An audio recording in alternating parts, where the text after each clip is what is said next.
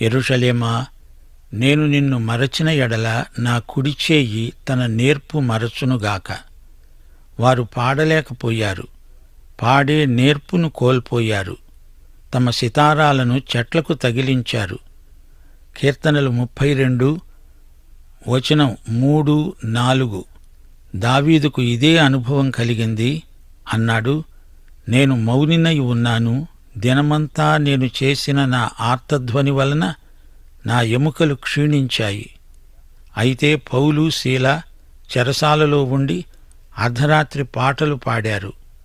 సోదరీ సోదరులారా, అన్ని వేళల్లో దేవుణ్ణి స్తుతించే మనస్సు మనకుండాలి. కాని వారంటున్నారు, నేను నిన్ను జ్ఞాపకం చేసుకొనని ఎడల నా ముఖ్య సంతోషం కంటే నేను యెరూషలేమును హెచ్చుగా ఎంచని ఎడల నా నాలుక నా అంగిటికి అంటు